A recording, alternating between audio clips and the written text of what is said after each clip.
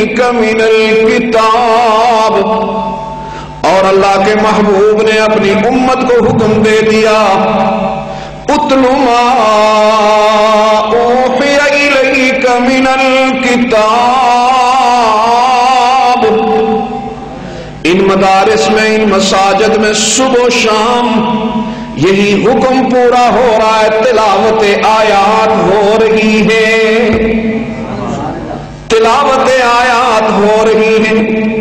رب العالمین نے فرمایا جس بستی میں قرآن پڑھا جاتا ہے فرشتے اس بستی کا احاطہ کر لیتے ہیں، اس لیے کہ فرشتے قرآن کے عاشق، جس طرح آج کا نوجوان موسیقی کا دیوانہ، لیکن اللہ کے فرشتے قرآن کے دیوانے۔ جب قاری قرآن پڑھتا ہے فرشتے جھومنے لگتے ہیں، قرب حاصل کرتے ہیں، قاری قرآن کے قریب آ جاتے ہیں۔ رحمتوں والے نبی نے فرمایا اتنے قریب آ جاتے ہیں کہ قاری قرآن کے منہ کے ساتھ منہ لگا دیتے ہیں۔ اتل ما اوحی الیک من الکتاب،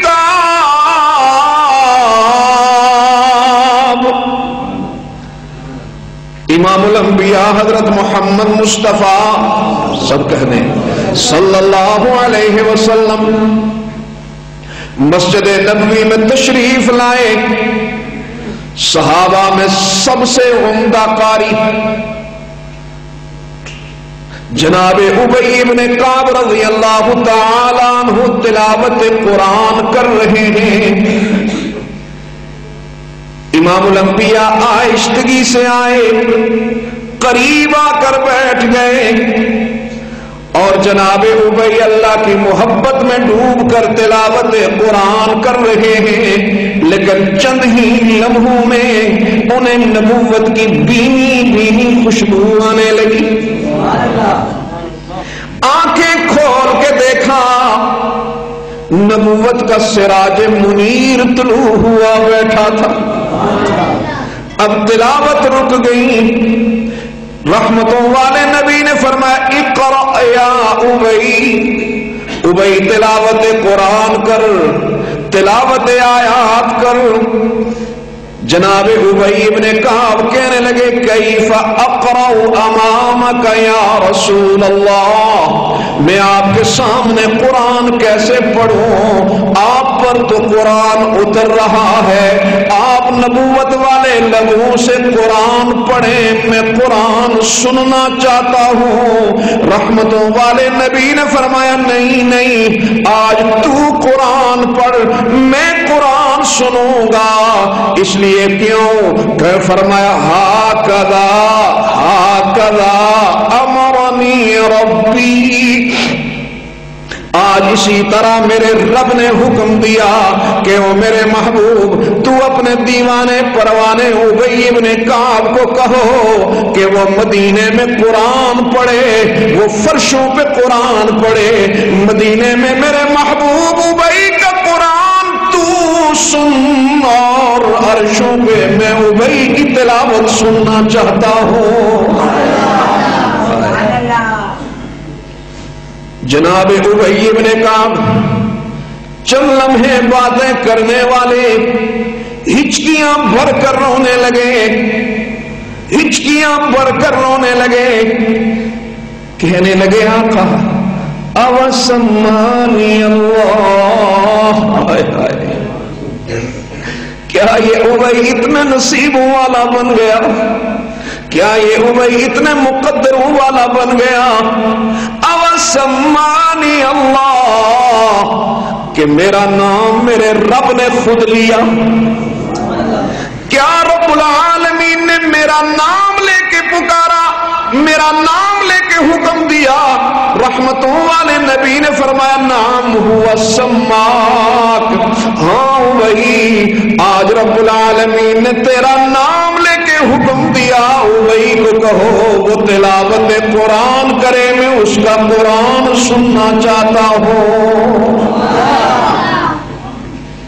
میرے قابل قدر بھائی، یہ قرآن اتنی عظمت والا، یہ قرآن اتنی شان والا، میں کہا کرتا ہوں قرآن سے بڑا وفادار کوئی نہیں، نہ باپ وفادار، نہ ماں وفادار، نہ اولاد وفادار جتنا اللہ کا یہ قرآن وفادار۔ رحمتوں والے نبی نے فرمایا جب حافظ قرآن، قاری قرآن جب انتقال ہوتا ہے، غسل دیا جانے لگتا ہے، قرآن قریب کھڑا ہوتا ہے، قرآن قریب کھڑا ہوتا ہے جس طرح وارث کھڑا ہوتا ہے۔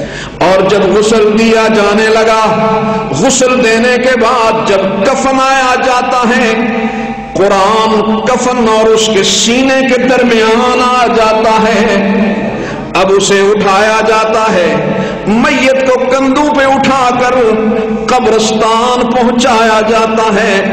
اس کی وہ اولاد جس نے ساری زندگی، جس کے لیے وہ کماتا رہا، جس کے لیے وہ روتا رہا، جس کے لیے وہ آنسو بہاتا رہا، جس کے لیے ساری کاوشیں، ساری کوششیں کرتا رہا، وہ اولاد منو مٹی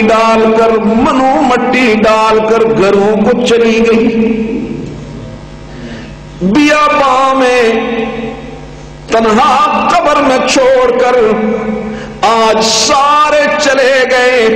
رحمتوں والے نبی نے فرمایا لیکن اس کے کفن اور سینے کے درمیان سے نکل کر قریب بیٹھ جاتا ہے،